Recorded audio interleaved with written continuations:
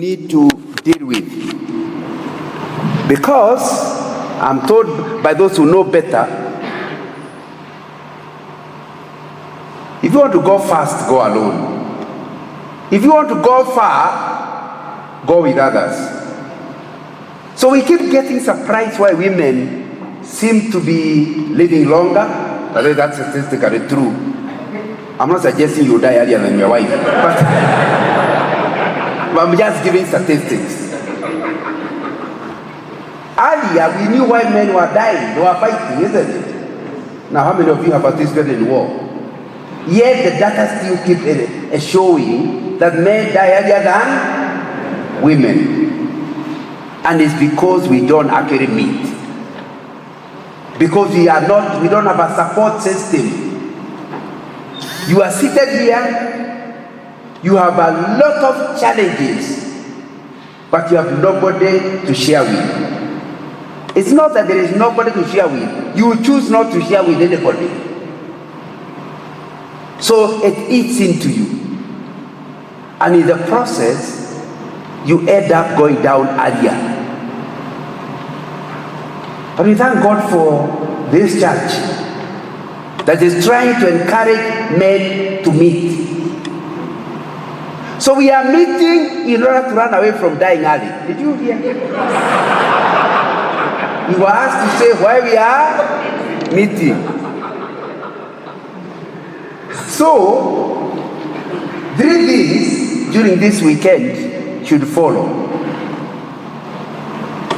The person you know and whom you have not given a lot of time, every time you are given break time, go to him. Create friendship. So by the end of this weekend, you have taken his telephone number and you try to ring him every week. Is that asking too much? No. So use this weekend to whisper to God, which man in this conference should I spend time with long term, and start creating the friendship here. Those are people you already know, but you are trying to increase friendship with. Number 2, there are people here who are total strangers. You have seen them sit in a certain corner in the church, but the truth is, you have no relationship. During this conference, look for one more. There are other ones you have dealt with. Now I'm talking about people you don't know and whom you feel the Spirit of God is asking you to approach. And long-term friendships could begin in this conference. So, look, is there somebody whom you feel drawn to and you like use the breaks to determine, you will talk to them, you go where they are taking tea, you get to know them, you ask for their telephone number, get to know a little, not too much, because this is enough time for that. And then from next week, don't call them weekly, they might think there's something wrong. Call them every 3 weeks. Am I communicating? Somehow, a relationship will grow and you'll have alternatives to people you can share with. Because as you get to know the people, you start understanding he's a medical doctor. He's even a specialist in the area my father is suffering from. And although we are not going to ask your father to visit him, the issues about your father, especially those of you who are in your 40s, 50s, your parents are in their 70s, 80s. Am I right? And all of a sudden, a new phase of life has come. You never knew. All the years you went to your parents for help. They get to their 70s, and there is one medical issue after another. And you are the one to bring them to hospital. Am I right? But you don't know anything about it.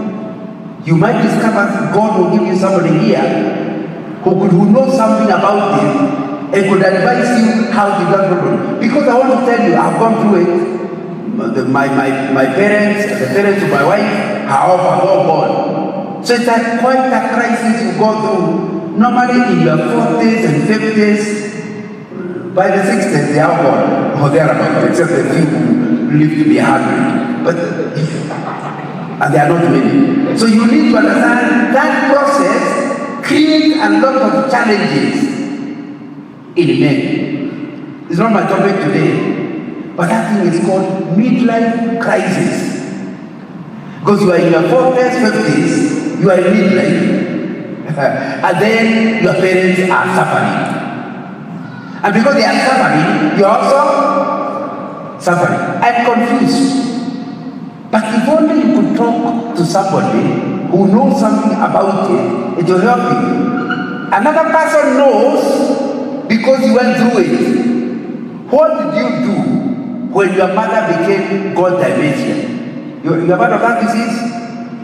And it's normally for those people in their 70s and 80s. How do you handle? Somebody who has always been your advisor. Now you, and I know that because my grandfather, my mother did not do it, but my grandfather went through it. I just drove home one day in the 80s. My grandfather was those who did die, and he was around 100. And we were talking, I greet him, we are talking, and he's talking quite sensibly. Then he asked me, hey, by the way, who did you say you are? Can you imagine your grandfather asking you that? I was in shock. I went to my mother and said, what's happening? He said, that's the way, that's what we are dealing with currently. And yet he is talking sense, but he can't remember. He remembers the immediate thing, but not those things. So he's looking at me, he has respectively watched me, and wondered, this guy talking nicely to me, who is he? That's frightening. Am I right? That those are somebody who has gone through it will help you. But when you are a lonely man, okay, I should say lonely and proud. In other words, you don't want to ask anybody. If your mother has dementia, you follow her. Because you see, once that's the kind of life you are living, you'll be in trouble. Midlife is not very called midlife crisis because it approaches, we suffer as men through 3 areas.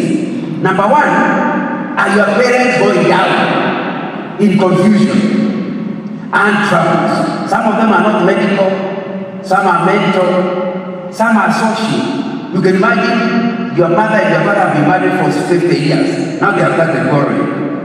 And you're supposed to be the counselor. It's impossible to counsel your parents on marriage when they are your parents.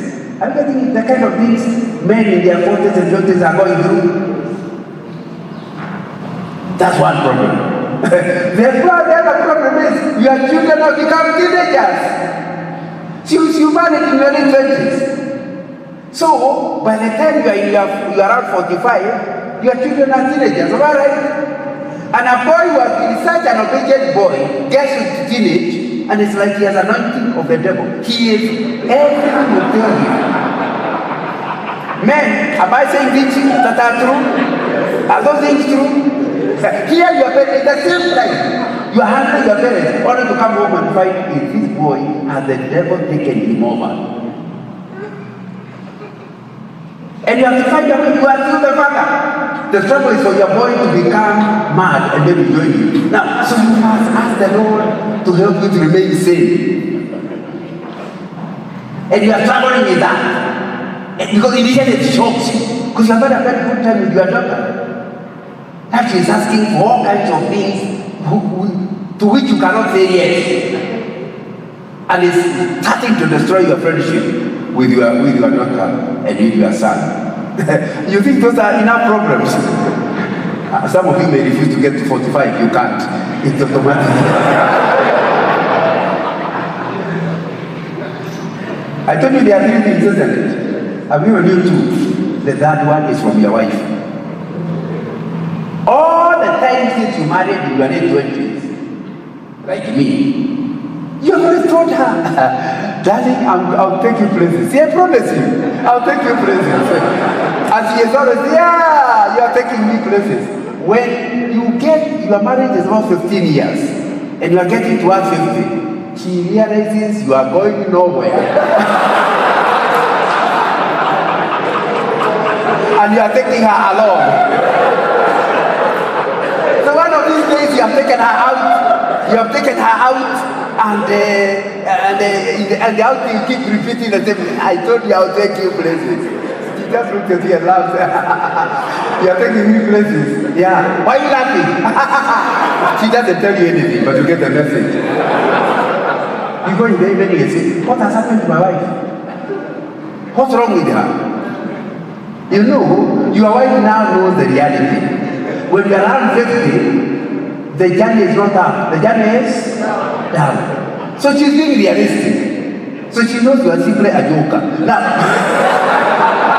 and the only way she can remain safe is by accepting the truth. You are going, and you are taking her along. Now, but you haven't accepted. She knows, but you haven't accepted. So small things. Every time you say something, she laughs. She doesn't take you seriously. And she has evidence as to why not to take you seriously. Now, those three things coming on the same man, can you see the trouble? And the solution lies in meeting other men who may be going through it now, or might go through it in future, or have already come out of it. Can you see why men must meet? It's an important thing to understand. And when we meet, we need to meet in this conference for us to get contact. But the issues I'm talking about cannot be sorted out by a conference. It's by teas.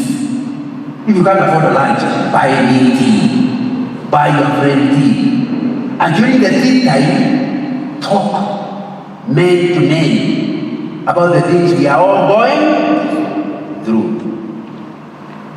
So, one of the things I'm hoping this weekend will produce is a determination, personal determination, that no man will walk alone. That you'll determine, I will not walk alone. Second determination, that will be selective as to who I walk with. Because there are people who go to bars are never alone. Do you agree with me?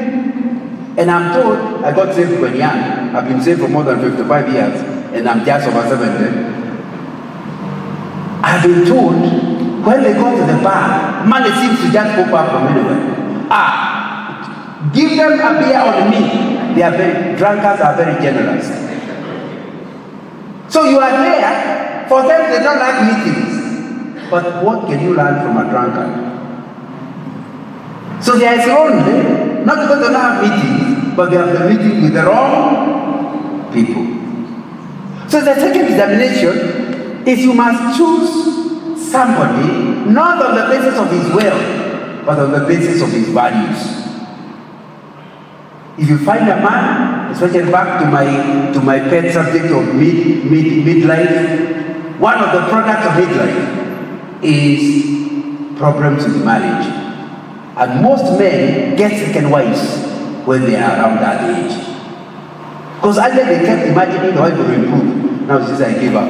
Let me get a smaller one. Now, you need to understand, if you get that kind of a man who is going through the scriptures, David had several wives. Solomon even had a hand. Me, I'm only asking for one more. And I'm sure it was not David. My friend, you will soon discover yourself doing things you never imagined. Because it is true, you are no longer lonely, but you have gone with the wrong person. Are we together? So you need to look for a man whose major value, core value, is to accept the scriptures unquestionably. In other words, I have chosen the Bible is right, and I'll use the Bible to question everybody. It's my basis for questioning other people. Do not walk with a man who is the final say. Walk with a man for whom the scripture is the final say. Are we together? It's important to ask yourself, who am I walking with? Who are the people I have chosen to influence me? Who are the people I have given right of interference? So that's a group of men I'm talking about. Men whom you have accepted to the level, if they see you doing something nonsensical, they don't give you a lecture roundabout. They just tell you are now doing nonsense. How can a man like you do that? You know, there are many men without such a person. Nobody can question them because they fear. They fear if they question you might change the identity formula. Now, but you need to have somebody somewhere who feels they have the right of interference. Those are people who help you, who can tell you, my wife was so bad, I don't know what's wrong with her, blah, blah, blah. After you finish, he says, by the way, let's be honest, you have a good wife, you're a hopeless husband. You need a man like that. Am I communicating? Those are the people I'm talking about. So the second determination of this conference is that you get somebody selected. You don't just go to anybody. It will be somebody selected. Thirdly and importantly, that you are going to look for a couple. Now not a man, but a married couple. Assuming you yourself are married, or you soon be married. You look for a married couple whom you can give right of interference. Because you as a couple have agreed to walk together. I know those are the things we discuss in the couples fellowship, but some of these men don't come to those couples fellowship pastor. So they need to hear it now. I think it's important to look for that couple who have the right values, the values you admire, and you need to walk with them. Sorry, that was not my topic. It was created by the MC. He wanted us to start by answering, why do men meet? Have I answered the question? Yes. And I'm praying that all of us will take that seriously, even as we deal with it. This is a men's weekend. And the major thing we are dealing with is the issue of we're asking ourselves, how can we be men of impact? How can we be men of impact? Because that's really critical. That we are men, it can be proved biologically.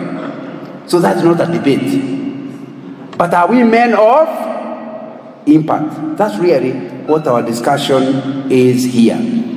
And tomorrow in church, I'll be emphasizing your impact at home. But this morning, I want to emphasize your impact outside the home. And most of us spend our time making impact. But the question is it the right impact? Our text is in 1 Peter chapter 4, 1 Peter chapter 4, verse 1 to 4. Therefore, since Christ suffered in his body, arm yourselves also with the same attitude, because he who has suffered in his body is done with his sin. As a result, he does not live the rest of his earthly life for evil human desires, but rather for the will of God. For you have spent enough time. Enough time, that means you should not be on it anymore. In the past, doing what pagans choose to do, living debauchery, lust, drunkenness, orgies, carousing, and detestable idolatry. They think it's strange that you do not plunge with them into the same flood of dissipation, and they heap abuse on you. Remember, we are talking about being men of impact. And because we are Christian men, we are talking about Christian men of impact. And this passage, Peter is emphasizing to us why we need to be clear about this. You need to read 2 Peter chapter 1 to 3 to understand why he is saying therefore. On the basis of what I've been discussing. But in case you have forgotten it, let me repeat it. Since Christ suffered in his body, arm yourself also with the same attitude. The first thing that stops us having impact is a desire to escape pain. We don't want to suffer. So we look for shortcuts. Have you ever asked yourself why the rivers are always meandering? Especially if you're in the aircraft and you watch in the river. It's always meandering. Why? It's looking for the line of least resistance. So it's a rock here, it escapes. Then it's going back to there's another rock, it escapes. That's why when you see it from the sky, it's meandering. And some of the men, their line is also meandering. Because they are looking for the line of least resistance. Your wife gives you trouble, you drop her, you pick another one. Only to discover the problems with your first wife have been sorted out, but the new one has come with the new ones. Because you are looking for the line of least resistance. The same thing at work. There are people who are jumping from job to job. Every job has a resistance. I drop it. And when you go to the other one, all the problems of the previous one are sorted out. But the new one has come with the new problems. The word of God is saying, if you really want to be a Christian man who is going to make impact, what drives you should be not the resistance, but which is the right route. Once you have determined the right route, you will pass it whatever, like Sharon Nasir used to say. And that's very important, where you have a clarity of what God has called you to do, and you go through it, irrespective of the issues. You will not look for lines of defense. I still remember working for Share. I worked for Share for around 30 years before they called me an old man.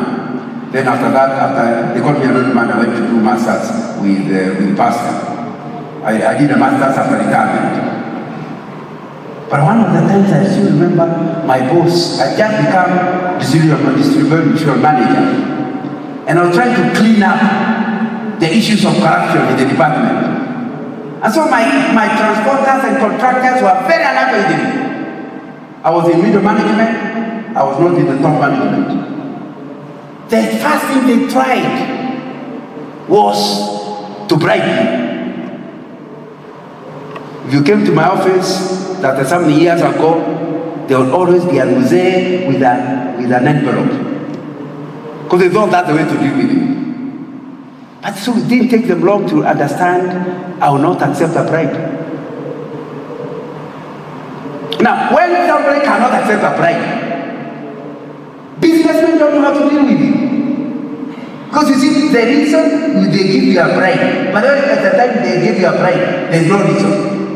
In fact, they would say, we came, we had a district manager, we came to welcome him. I say, oh, thank you very much. Where are you? I'm sorry. So, I know the contract. I've seen it in the file. Then they are talking about it. Before he writes he opens up an envelope. And he just says, kitu kidogo. Now, yet it's a fat envelope. Now, so I have to quickly tell him, you may have given previous district managers, but this one is different. He is born again. I want to assure you, your contract is safe with me. What Shell pays me is adequate. I do not need any more money, and yet I will serve you. You are telling that to a Kikuyu, or to a Asian, or to a Somali, who are my main contractors. And they start feeling like you are going to affect the contract. I said, no. I am not blaming you for trying to bribe me. I know those things are done. It's only I'm the wrong person to do it. So my problem is not now. If you repeat, then you'll be in trouble. But for now, we understand each other, do we? Of course, I'll just say in 40 that there was those who were much older than me. We'll sort it out.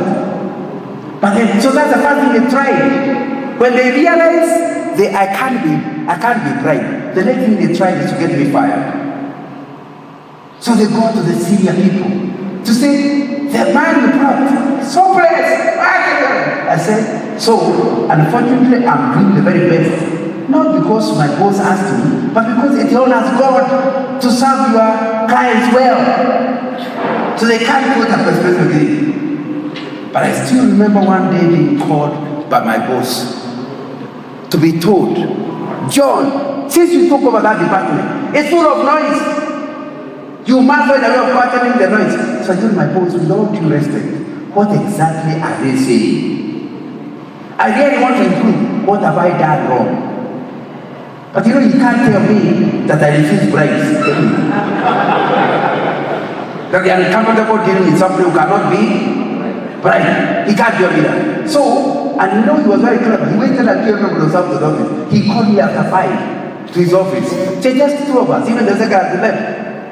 And he said, you must sort out. I said, but tell me exactly what to sort out. We were talking out in circles. Him getting very infuriated because he was used to being feared. I respected him, but I did not fear him. So I'm saying, I want to improve. Just tell me what I'm doing wrong. Of course, at the back of my mind, in my oblongata, I am suspecting what the issues are. But I want him to talk. But he is not just talking about that things are bad, but they never tell me. I shouldn't have, but I got that now. After about an hour of that kind of talk, threatenings and whatnot, I said, to be fair, we have been talking for quite some time. But we are talking like women in the village. Never clear what we are saying. I should have told you, because much with a man. Never saying something specific, which is true. Because he is not telling me what to change. He is just telling me, you must. And also, he told me, please understand, 2 of us cannot work here together. And obviously, since it was in top management, there was not. I got a message. He had now determined, because he threatened. In fact, he kept saying, do you know who I am? But sir, I know you. No, but the question I'm answering is not the question being asked. In other words, he was used to, when he says, you do whatever he says. So he finally put it in clear terms. 2 of us cannot work here. I went home and told Rebecca, I now know we will not be able to work out. God intends to meet our needs, but you will not be meeting them through share. However, from the discussion with the boss, most likely wants me to resign. But the Lord gave me this job, the Lord will take it. They are not going to get my resignation. But once they are ready to fire me, I'm in God's hands. Thank God for marrying a Christian wife. Because if you marry a non-Christian one, you'll say, what's wrong with you? What do you think we shall eat? But if you find a Christian one, we both go to talk to God. Are we together? Yeah.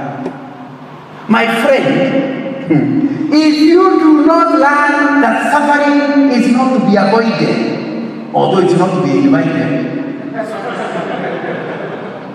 you are going to end up in a life that is younger.